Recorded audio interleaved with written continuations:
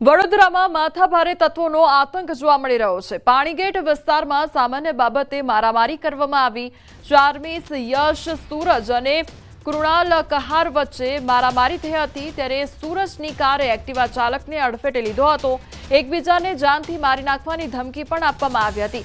આરોપી અગાઉ અનેક ગુનામાં સંડોવાયેલા છે તેમજ પોલીસે બંને પક્ષોની ફરિયાદ આધારે વધુ તપાસ હાથ ધરી છે।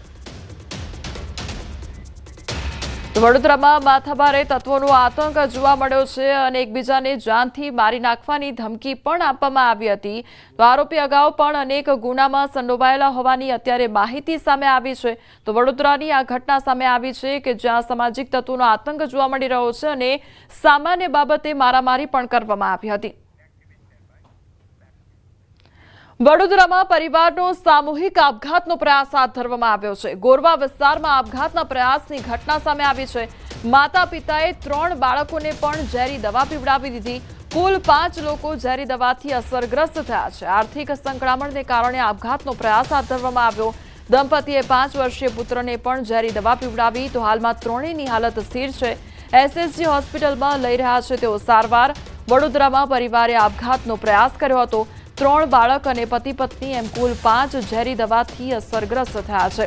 તો પરિવારજનો દ્વારા આર્થિક સંકળામણને કારણે આ ઝેરી દવા ઘટઘટાવી દેવામાં આવી હતી। સંવાદદાતા હાર્દિક અમારી સાથે જોડાઈ ગયા છે। હાર્દિક, પરિવાર દ્વારા સામૂહિક આપઘાતનો પ્રયાસ હાથ ધરવામાં આવ્યો હતો। આખરે શું ઘટના હતી, શું કારણ હતું?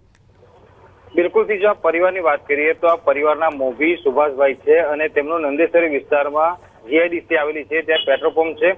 લગભગ 6 કરોડ રૂપિયાનું દેવું જે છે ત્યાં પરિવારને થઈ ગયું હતું।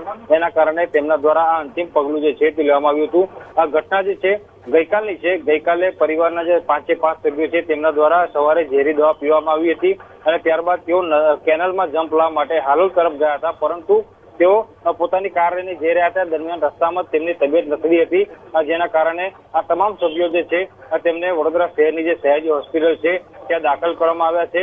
આ બેંકની લોન લીધેલી હતી, જેના કારણે આ પગલું ભરવું પડ્યું તેવું પરિવારના જે મહિલા સભ્ય છે તેમનું કહેવું છે અને તેઓ કહી રહ્યા છે કે તેમને કોઈ પણ જાતની હવે આશા રહી નથી અને એના કારણે તેમના દ્વારા આ જીવન ટૂંકાવવાનો નિર્ણય જે છે તે લેવામાં આવ્યો હતો।